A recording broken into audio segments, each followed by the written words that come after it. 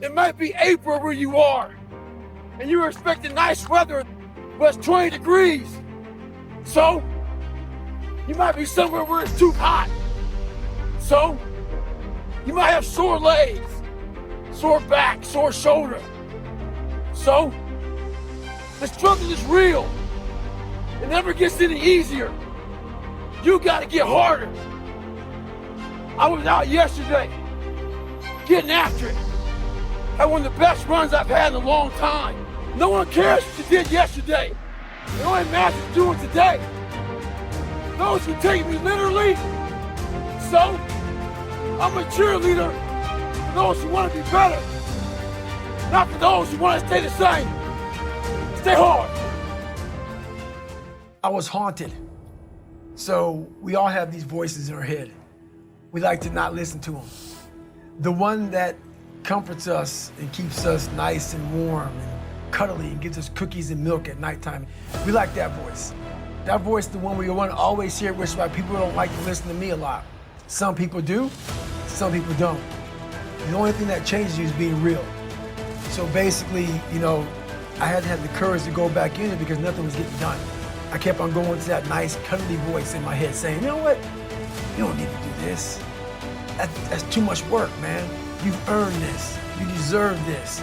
And that mentality got me to 297 pounds, fat, out of shape. To me, a loser. To me, making $1,000 a month and making a ton of mistakes.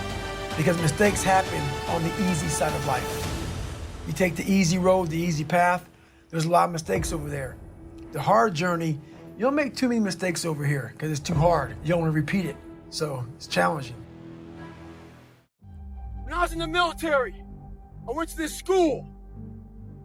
It was all about projects. They give you a wheelbarrow with 5 people, but the wheelbarrow had no wheel. They give you big ass cinder blocks, 2x4s, and you had to get all that from point A to point B at one carry. They want you to get creative.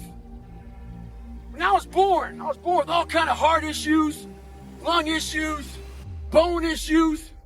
So I had to get creative. I didn't have a lot to work with. A lot of you use that as an excuse.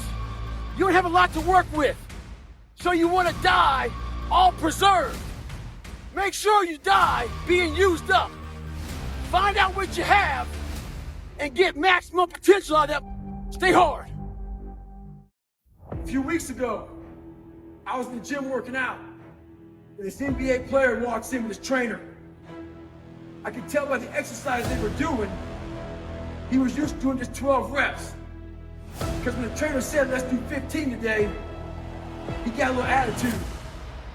It became very clear to me on why he was a foreman. Having that bare minimum attitude will keep your ass on that bench.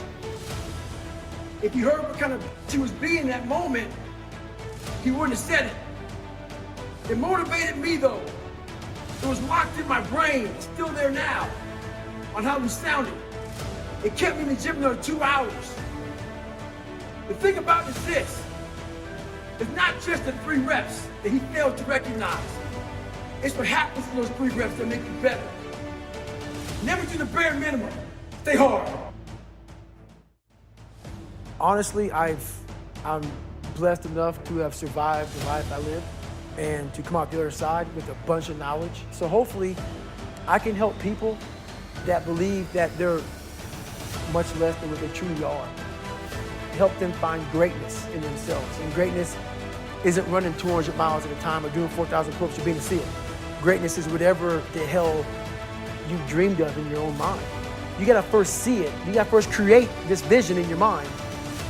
And then that's when I come into play. Once you create this vision in your mind, it's how am I gonna get there? And that's when I come into play. But first you gotta create your own vision. And it's not external. It's the vision created is inside of you. Most of this generation quits the second they get talked to. You did this wrong, or they get yelled at. It's so easy to be great nowadays because most people are weak. This is a softened generation. So if you have any mental toughness, any ability, if you have any fraction of self-discipline, the ability to not want to do it, but still do it. People have a hard thing understand. I hate to run. And what makes me so crazy, it doesn't anymore. People go, well, why do you run if you hate it? What are you talking about? I don't want to take showers and eat either. I hate that too. That's life, man. It wasn't until I changed that mentality that I became somebody. I hated going to school, so guess what? I was dumb. That's what 1 + 1 is 2. But if you can get through to doing things that you hate to do, on the other side is greatness. That's what people understand. By me running, I am callous in my mind. I'm not training for a race.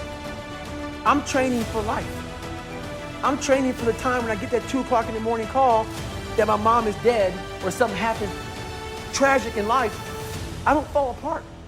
I'm training my mind and my body and my spirit so it's all one, so I can handle what life is going to throw at me. Because the life I've lived, it throws a whole bunch at you. And if you're not physically and mentally prepared for that, you're just going to crumble. And you're good for nobody.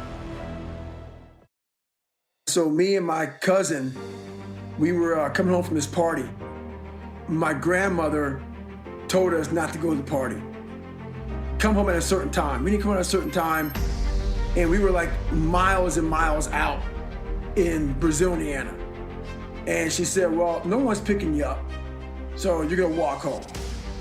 So we start walking home, and it's a trek. I mean, it's not like 2 or 3 miles, man. This is a trek. So we're walking on these roads, and this truck passes us by, and they yell outside the tag-on truck, and I had bomber jacket on, so my cousin, 23 Michael Jordan jacket, he had on a Lakers jacket, something like that. So we keep on walking, and the truck pulls around, skids on the side of this gravel, and my cousin starts to literally oh, what's going on? And at this time, my mentality started to change.